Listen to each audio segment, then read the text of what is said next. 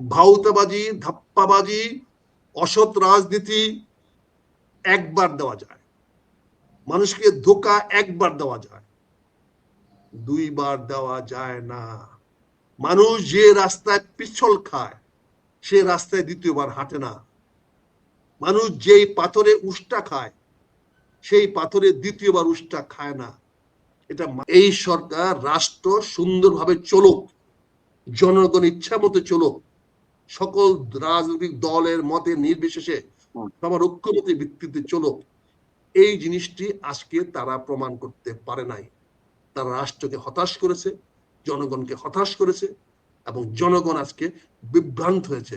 জনগণ আজকে সরকারের উপর থেকে আস্থা হারিয়ে ফেলছে বলে আমি মনে করি। সাইদ ভাই এবং পাটোয়ারি ভাইয়ের উদ্দেশ্যে, আর সাইদ ভাই যেহেতু এই ব্যাপারে লেখাপড়া করেন, লেখাশোনা করেন, আপনার বিভিন্ন বই আছে, আপনি is an one of the think tank. দেখেন, সরকার প্রথম থেকে বলে আসছে আমরা একটা কার্যকর সংসদ চাই এবং একটা ফাংশনাল সংসদ চাই, এবং সেখানে বিরোধী দলকে মিলে মিশে আমরা এই রাষ্ট্রটাকে সুন্দরভাবে চালাবো। কিন্তু সরকার কিন্তু মুখে এক কথা বলছে, বাইরে আরেক কথা বলছে। আপনি রাষ্ট্রপতির পক্ষে যে কথাগুলো বলছেন আমি এটার সঙ্গে ডিফার করছি না, কিন্তু নৈতিকতা বলে একটা জিনিস আছে যেটা পাটোয়ারি সাহেব বলার চেষ্টা করেছে। সাইদ ভাই, চুরেও কিন্তু কষ্ট করে চুরি করে, চুরি কিন্তু হঠাৎ করে ঘরের ভিতর ঢুকিয়ে গিয়ে চুরি করে নিয়ে আসে না। চোরের একটা আত্মমর্যাদা থাকে, সেও চুরি করে কিন্তু চোরের একটা মর্যাদা আছে, কিন্তু তার বেঁচে থাকার জন্য তার পেশা হিসাবে সে চুরিটা নিয়েছে, কিন্তু কষ্ট করতে হয়, মেহনত করতে হয়। তাকে আপনি তাহলে সেটাকে বৈধ বলে দিবেন? তাহলে কি সে চোর তো আমার পক্ষে কাজ করতে পারে, আপনার পক্ষে কাজ করতে পারে, তাহলে যার পক্ষে যখন কাজ করবে তখনই সে চোরকে আপনি বৈধ করে দেবেন? সেও তো পরিশ্রম করে চুরি করে, সেও তো তার ভরণ পোষণের জন্য চুরি করে, সেও তার পরিবারকে বাঁচানোর জন্য চুরি করে। তাহলে এই যদি আমাদের শিক্ষিত লোকে, উচ্চ শ্রেণীর লোকদের কনসেপ্ট হয়, তাহলে দেশে তো অন্যায় ন্যায় নিয়ে কেউ ভাববে না। ক্ষমতায় যে যখন থাকবে, যেটা করবে সেটাকেই বাধ্য করে নিয়ে যাবে। শেখ হাসিনা যেটা চালিয়েছে, শেখ হাসিনা বাধ্য করতে হয়েছে পদত্যাগ করার জন্য। শেখ হাসিনা যদি পদত্যাগ করেছে, তারপরে তো চুপ্পু সাহেবের ক্ষমতায় থাকার কোনো অধিকার ছিল না। উনি বড় জোর বলতে পারতেন আমার জীবনে নিরাপত্তা দেন, আমি এই পদ ছেড়ে দেব। যেহেতু শেখ হাসিনা নাই, আমার পক্ষে আপনাদের এই কাজগুলো করা সম্ভব নয়। হয়তো মারা যেতেন, মারা তো গেছেন, জিয়াউর রহমান মারা গেছেন, আজকে নিজামী সাহেবের নামেও তো আজকে এই সংসদে শোক প্রস্তাব আসছে। এটাই তো নির্মম বাস্তবতা। তেমনি উনি মারাই যেতেন। আমাদের শহীদ রাষ্ট্রপতি জিয়াউর রহমান মারা গেছেন জাতীয় জনক বঙ্গবন্ধু শেখ মুজিবুর রহমান, কিন্তু তারপরেও তো তারা এখনো সম্মানের সঙ্গে পৃথিবীতে বেঁচে আছে। বাংলাদেশের একটি কোন গোষ্ঠীর কাছে, কোন একটা মানুষের কাছে না থাকতে পারে, কিন্তু মানুষের সারা পৃথিবীতে এখনো তাদের স্বীকৃতি আছে। আজকে ধরেন যদি বিরোধী সরকার যদি মনে করতো যে না, আমরা সংসদটাকে প্রাণবন্ত করব, লিগালাইজ করব, এটাকে মানুষের কাছে গ্রহণযোগ্য করব, সাংবিধানিক কিনা, ঐক্যমতের কিনা, তাহলে করব। এখানে সরকার ইচ্ছা করলে কি করতে পারতেন? আজকে প্রথম 3 ঘন্টার মধ্যে কাজগুলো করতে পারতেন। স্পিকার নিয়োগ হওয়ার সঙ্গে সঙ্গে পরবর্তী রাষ্ট্রপতি কে হবেন এটা সিদ্ধান্ত হয়ে গেছে। এটা কোনো 1 মিনিটের ব্যাপার। রাষ্ট্রপতি পদত্যাগ করার সঙ্গে সঙ্গে স্পিকার ভারপ্রাপ্ত রাষ্ট্রপতি হয়ে যাবেন। স্পিকার ভারপ্রাপ্ত রাষ্ট্রপতি হয়ে গেলে সেখানে ডিপটি স্পিকার ভারপ্রাপ্ত স্পিকার হয়ে যাবেন।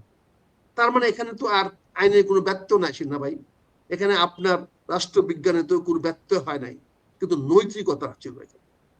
তারপরে আমাদের এই স্পিকার সাহেব ভারপ্রাপ্ত রাষ্ট্রপতি হিসাবে সংসদে এই সরকারের ভাষ্যটা দিতে পারতেন। কে দিতে পারতেন? মেজর হাফিজ দিতে পারতেন। এক্স্যাক্টলি। মেজর হাফিজ তো দোয়া তুলসী পাতা নন। তিনি তো বেগম খালেদা জিয়াকে সেট করে একদিন বিএনপি করেছিলেন, মহাসচিব সংস্কারবাদী হয়েছে আবার। তিনিও তো একদিন বিএনপির অফিস দখল করেছিলেন, কিন্তু আজকে বিএনপির উনাকে স্পিকার বানিয়েছেন। হয়তো ওই যে রাজনীতি শেষ কথাটাই বলছেন, হয়তো এটা একটা ফর্মুলাতে হয়েছে, কিন্তু আজকে যদি সরকার জনগণের প্রতি তার কমিটমেন্ট, সে বলে যে সংসদে সবাই নিয়ে আলোচনা করে দেশ চালাবেন, এই কমিটমেন্ট যদি তিনি ঠিক রাখতেন, তাহলে তো এই কাজটি উনি প্রথম 1 ঘন্টার মধ্যে করতে পারতেন। বক্তৃতা কে পড়বে সেটা বড় কথা নয়, চুপপুকিতে কেন বক্তব্যটা পড়াইতে হইতো, এটা তো আমাদের মেজর হাফিজ সাহেব আজকে পড়তে পারতেন অ্যাজ এ অ্যাক্টিং প্রেসিডেন্ট। এবং অ্যাক্টিং প্রেসিডেন্ট বানাইতে কয় মিনিট লাগে? উনি পদত্যাগ করলো, গৃহীত হইলো, আপনি মাননীয় মহামান্য মাননীয় প্রধান বিচারপতিকে সংসদে উনি আসবেন, উনি শপথ করাবেন অ্যাক্টিং প্রেসিডেন্ট হিসেবে, ভারপ্রাপ্ত প্রেসিডেন্ট হিসেবে। মেজর হাফিজ সাহেব ভারপ্রাপ্ত প্রেসিডেন্ট থাকবেন, তারপরে ডেপুটি স্পিকার সংসদ চালাবেন, ভারপ্রাপ্ত প্রেসিডেন্ট মেজর হাফিজ বক্তব্য দিবেন, সবাই সুন্দর পরিবেশে শুনতো, সবাই ভালো থাকতো। বিরোধী দলকে আজকে এই ওয়ার্কআউট বা এই ধরনের কাজ করতে হতো না। তারপরে আপনি আগামী 7 দিনের মধ্যে ইলেকশন কমিশন দিলে 24 ঘন্টার মধ্যে শিডিউল দিত, কেউ প্রার্থী হইতো না। আমাদের শ্রদ্ধেয় নেতা, বয়োজ্যেষ্ঠ নেতা খন্দকার মোশাররফ হোসেন নমিনেশন দিলে উনি রাষ্ট্রপতি পদে দাঁড়াইতেন, উনি বিনা প্রতিদ্বন্দ্বিতায় বিজয়ী হয়ে যেতেন। আগামী 10 দিনের মধ্যে ঈদের আগে আমি নতুন রাষ্ট্রপতি পেয়ে যেতাম। রাজনীতিটা কি সুন্দর হইতো না? রাজনীতি কি জনগণের সামনে আমরা কি ভালো উদাহরণ দিতে পারতাম না? এই রাজনীতিতে আজকে নতুন প্রজন্মের কাছে কি আমরা কি ভালো কিছু দিতে পারতাম না? এই যে আজকে বলছে নতুন 70% প্রজন্ম আসছে, দুর্ভাগ্য নতুন প্রজন্ম লেজুর বৃত্তি করে, তারা কারো না কারো পিছনে লেজুর বৃত্তি করে। অতীত আমরা দেখেছি আমাদের রাষ্ট্রপ্রধানরা বা প্রধানমন্ত্রীরা ব্যাপতে যায় কেন? যখন এই ইয়াং তার সামনে জিন্দাবাদ চিৎকার শুরু করে, কারো যুক্তির শুনে না, কথা শুনে না, আলাপ করতে দেয় না। আজকে রুযুক্তির রাজনীতি করতে হবে, মেধার রাজনীতি করতে হবে, জ্ঞান দীপ্ত রাজনীতি করতে হবে। আইন এবং সংবিধান এটা ঐশ্বরিক না, এটা কোনো বাইবেলিক গ্রন্থ না, এটা মানুষের মস্তক থেকে, মেধা থেকে আসা একটা বিষয়, যেটি মানুষ রচনা করে, মানুষ আইন রচনা করে, মানুষ সংবিধান রচনা করে। আপনি সিনহা ভাই রচনা করেন, আপনার মতো পরিপক্ক অভিজ্ঞ লোকেরা, দার্শনিকেরা এই আইন প্রণয়ন করে, তারা এই সংবিধান প্রণয়ন করে। এটা ঈশ্বর প্রদত্ত, আল্লাহ প্রদত্ত বাইবেলিক কিছু না। এটার জন্য আকাশের দিকে তাকায় থাকতে হয় না, এটার জন্য গুহায় যেতে হয় না এই ওহী গ্রহণ করার জন্য। এটা আপনার মতো যারা অত্যন্ত দক্ষ লেখার জন্য তাদের কলম থেকে বেরিয়ে আসে। এই সংবিধান আমরা সেভাবে লিখতে পারতাম, এই আইনগুলো সেভাবে করতে পারতাম। এখানে আমরা নৈতিকতাকে বেশি গুরুত্ব দিলে মানুষ সেটাকে ভয় পায়। মানুষ যতটা আইন মানে তার চেয়ে বেশি মানে নৈতিকতা। আমার ছেলে আইনের মাধ্যমে আমাকে মান্য করে না, সে বাবার ভয়ে গভীর রাতে বাসায় ফিরে না, তার বাবা বকা দিবে। আইনে লেখা নাই যে বাবা বকা দিতে পারবে। এটা নৈতিকতা। এই নৈতিকতা বিহীন যদি সমাজ গড়তে চান সিনহা ভাই, আপনার বই লিখে কি হবে? রাষ্ট্রপতি ক্ষমতা বাড়ানোর কোনো প্রয়োজন নাই। রাষ্ট্রপতি যে 2টা ক্ষমতা পেয়েছে তার চেয়ে বেশি বাড়ানোর বদিউর রহমানের মাথায় আসতে পারে। সে কল্পনা করে রাষ্ট্রপতি হলে এন করেঙ্গা তেন করেঙ্গা, কোনো ব্যাটারা কিছু করার ক্ষমতা। রাষ্ট্রপতি রাষ্ট্রপতির সম্মানের পোস্ট, এটা মর্যাদার পোস্ট, এটা সোভারেন্টি ইন্টিগ্রিটির প্রশ্ন। রাষ্ট্রপতির অধীনে তো সেনাবাহিনী আছে, সশস্ত্র বাহিনী আছে, কিন্তু কিছু করার আছে? সশস্ত্র বাহিনী বিভাগ আছে, কিন্তু সর্বাধীন রাষ্ট্রপতি, কিন্তু সর্বাধীনত রাষ্ট্রপতি হওয়ার পরেও রাষ্ট্রপতি কিছু করার নাই। রাষ্ট্রপতিকে আপনি নৈতিকতার মধ্যে রাখেন, আইন এবং সংবিধানের মধ্যে নয়। রাষ্ট্রপতির দায়িত্ব নৈতিকতাপূর্ণ হবে, নীতি এবং মানুষের কল্যাণের জন্য যেটা ভালো সেটা। আজকে কিন্তু আমি বললাম বিরোধী দল অত্যন্ত দায়িত্বশীল কাজ করেছে, আমি তাকে ধন্যবাদ জানাবো। বিরোধী দল ওয়াকআউটের মাধ্যমে জিনিসটা নিষ্পত্তি করে দিয়েছে। আগে কেন করলাম না, এখন কেন করলাম না, সেই প্রশ্নের উত্তর বিরোধী দল দিয়ে দিয়েছে।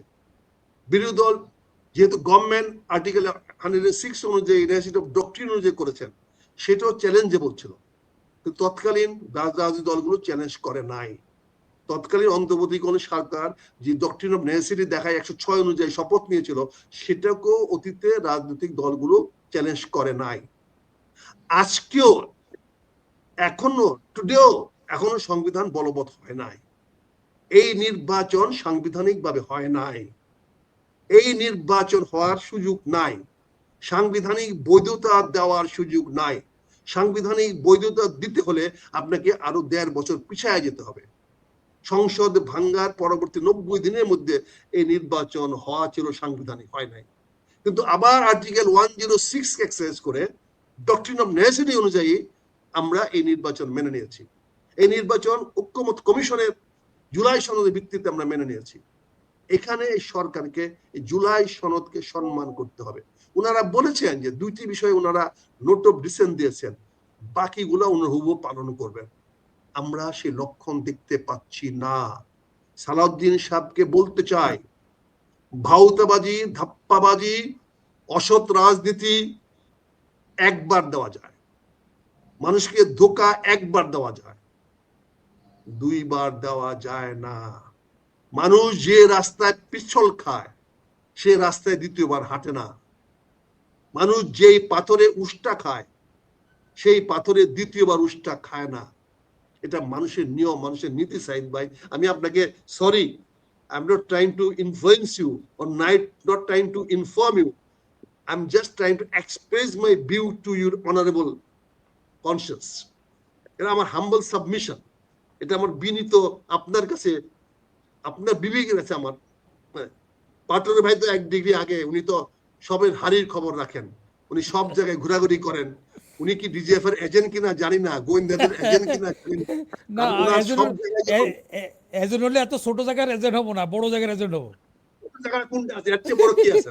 ওরাই তো বড়টার এজেন্ট, ওরাই তো বড়টার এজেন্ট। আপনি বড়টার যাবেন কেমনে? না, আমি সরি, এটা মাইন্ড করার জন্য যোগ না করলাম। না না, মাইন্ড করে, এটা যোগ করে, যোগ যোগ করতে। করলেন যে আপনাদের যে তথ্য আছে, অনেক জায়গায় যান, অনেকে জানেন। কারণ আজ পর্যন্ত আমি আজকে 30 বছর রাজনীতি করি, আমি এখন পর্যন্ত এই কি বলে এই যে দুর্নীতি দমন কমিশনের অফিসটা কোথায়, এটা অফিসকে দুর্নীতি কমিশনে দেখার সৌভাগ্য আমার হয় নাই। আপনি দূরে কথা, দেখার সৌভাগ্য হয় নাই। আমি আজ পর্যন্ত 40 বছর রাজনীতি করি, আমি কোন আইজিবি কে বা কোন সেনা প্রধানকে, কোন চিফ জাস্টিসকে চিনি না। কিন্তু তাদের সবার চরিত্র, তাদের কার্যক্ষমতা, তাদের নৈতিকতা সম্বন্ধে যদি ঘন্টার পর ঘন্টা বক্তৃতা দিতে বলেন, আমি দিতে পারবো, বিকজ এগুলো আনএক্সপোজড কিছু না। কিন্তু ব্যক্তিগত তাদের সঙ্গে আমার কোনো পরিচয় নাই। কিন্তু পাটোয়ারি ভাই, আপনি আমাদের দুর্লভ মানুষ যে আপনি আমার সঙ্গে ব্যক্তিগত হারির পরিচয় আছে, হারির পরিচয় আছে। সাইদ ভাই, বুঝতে পারছেন না, উনি কোন কথায় কার কাছে কখন বলে দেয় ঠিক নাই। আমরা যা বলি পাবলিকলি বলি, যা বলি এখানে বলি। আমি আবারও বলছি, আমি আজকে এই সংসদের পরে একটা সিদ্ধান্ত নিয়েছি, আমি জানি না আমার দল সেটা অনুমোদন দিবে কিনা, যদি দেয় আমি করব।